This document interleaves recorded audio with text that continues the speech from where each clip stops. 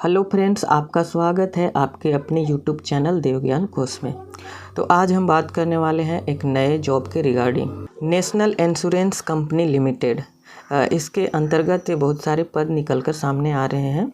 इसमें आपको requirement of 500 assistants का इसमें 500 असिस्टेंट्स का वैकेंसी आया हुआ है।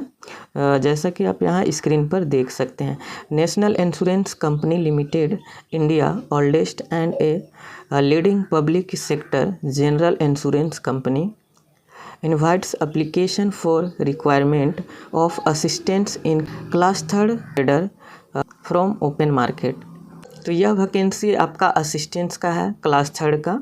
तो इस वीडियो में हम बात करने वाले हैं कि इम्पोर्टेंट डेट्स क्या क्या हैं, कब फॉर्म फिलअप किए जाएंगे, मिनिमम एज क्या है, मैक्सिमम एज क्या है, क्वालिफ़िकेशन क्या चाहिए और कितने फ़ी लगेंगे और किस तरह से फॉर्म फिलअप किया जाएगा।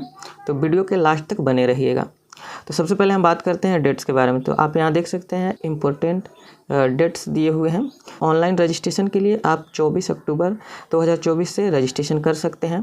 लास्ट रजिस्ट्रेशन डेट आपका 11 नवंबर 2024 है। पेमेंट फ़ी के लिए आप 24 अक्टूबर तक पेमेंट कर सकते हैं। फेज़ 1 एग्जामिनेशन आपका 30 नवंबर 2024 को होगा। फेज़ 2 का एग्जामिनेशन आपका 28 दिसंबर को होगा। आप अपना कॉल लेटर डाउनलोड कर सकते हैं।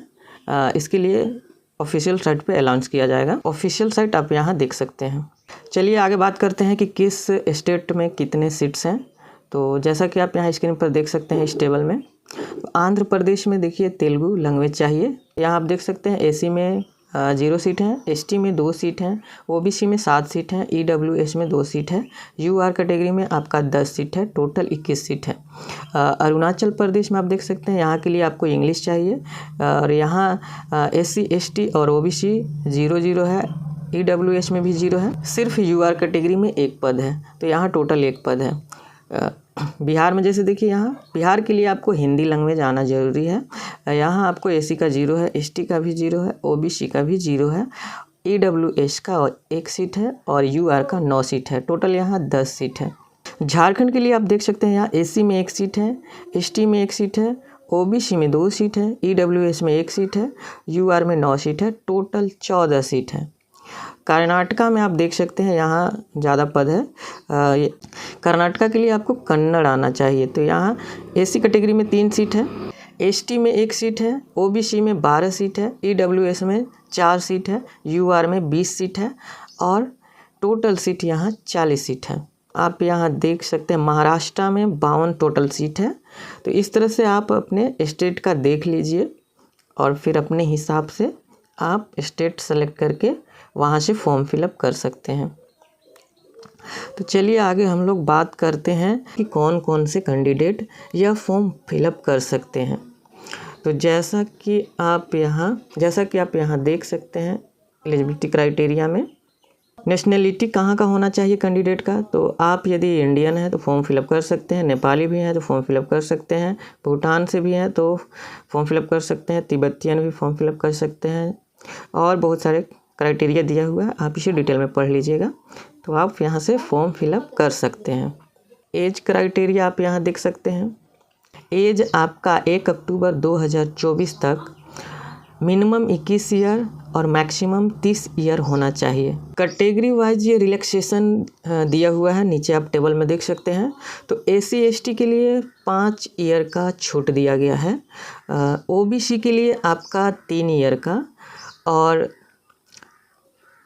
बेंचमार्क डिसेबिलिटी यानी कि विकलांग लोगों के लिए 10 ईयर का छूट दिया गया है। एक्स सर्विसमैन के लिए आपका 3 ईयर का छूट दिया गया है, लेकिन 45 ईयर से ज़्यादा नहीं होना चाहिए मैक्सिमम। डिवोर्स महिलाएं जो कि पुनः शादी नहीं किए हैं उनके लिए आपका ईडब्ल्यूएस और जनरल के लिए 35 वर्ष और ओबीसी के लिए 38 वर्ष और एससी एसटी के लिए 40 वर्ष तक छूट दिया गया है।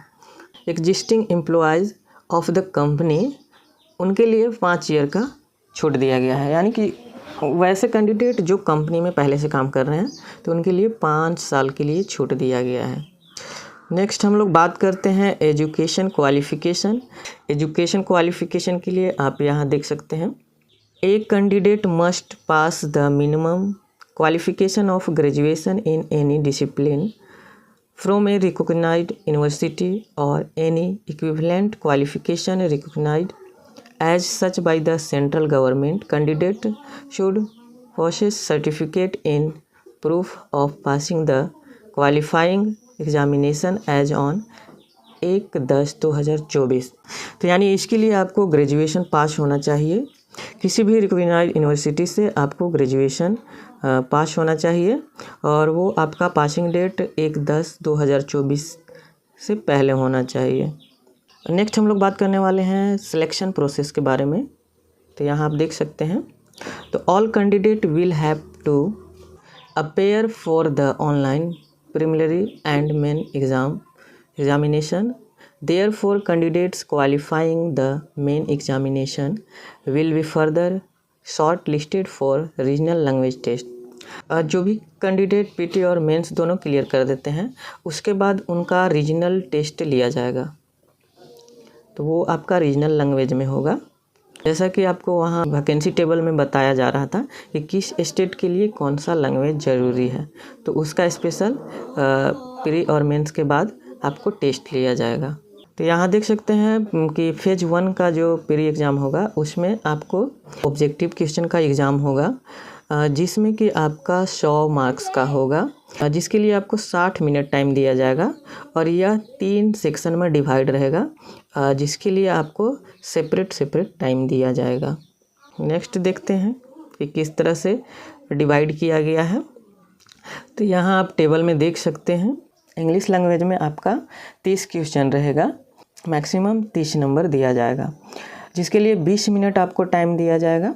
रीजनिंग एबिलिटी के लिए आपका 35 क्वेश्चन रहेगा और जिसके लिए 35 नंबर दिए जाएंगे और 20 मिनट टाइम आपको मिलेगा।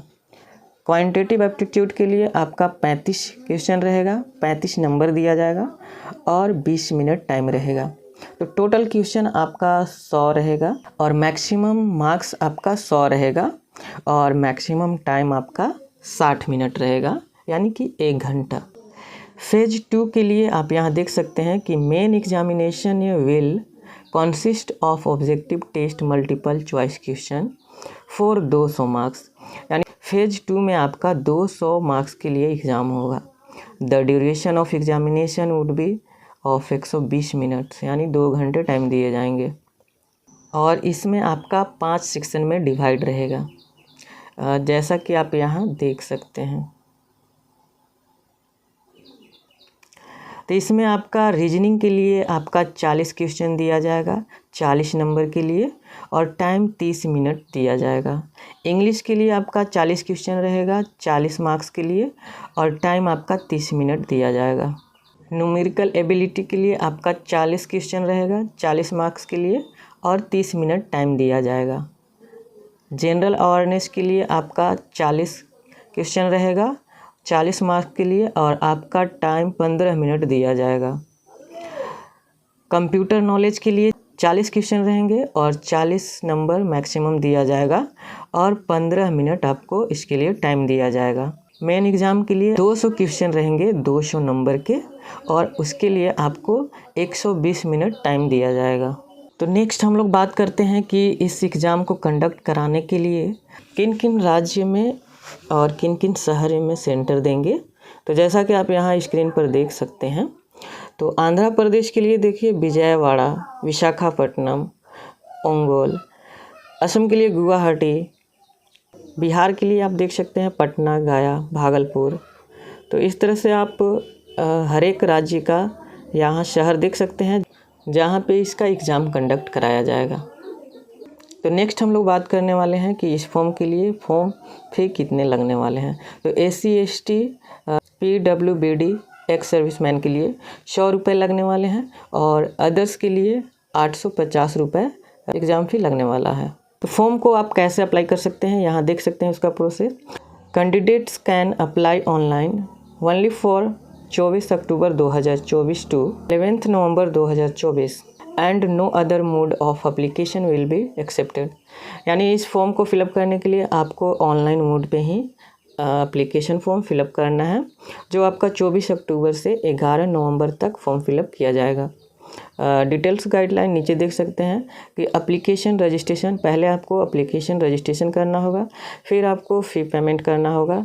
इसके बाद स्कैन आपको photo, signature, left thumb, hand written declaration upload करना होगा। कुछ इंपॉर्टेंट पॉइंट दिए हुए हैं कि आपको फ़ोटो साइज़ कितना देना है, सिग्नेचर।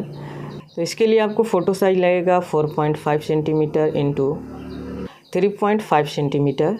सिग्नेचर आपका वाइट पेपर में होना चाहिए ब्लैक इंक से।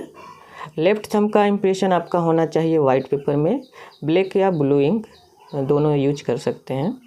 हैंड रिटन आपका डिक्लेरेशन होना चाहिए, जो कि ब्लैक इंक यानी ब्लैक पेन से आपको लिखना है।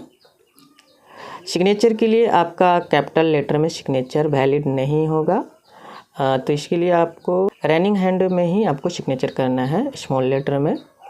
डिक्लेरेशन के लिए आपको ये लाइन लिखना है, इसे खुद से लिखकर वाइट पेज में स्कैन करके इसे अपलोड करना होगा। यहाँ आप देख सकते हैं कि एप्लीकेशन प्रोसेस क्या है, एप्लीकेशन प्रोसेस क्या है।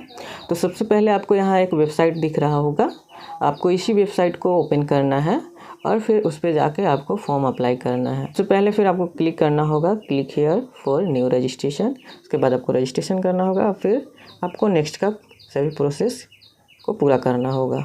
इस नोटिफिकेशन का PDF मैं अपने टेलीग्राम चैनल देवज्ञान कोश में डाल दूंगा, वहां आप लोग जाकर इस PDF को डाउनलोड कर लीजिएगा और आराम से सारे इम्पोर्टेंट पॉइंट को खुद से रीड कर लीजिएगा।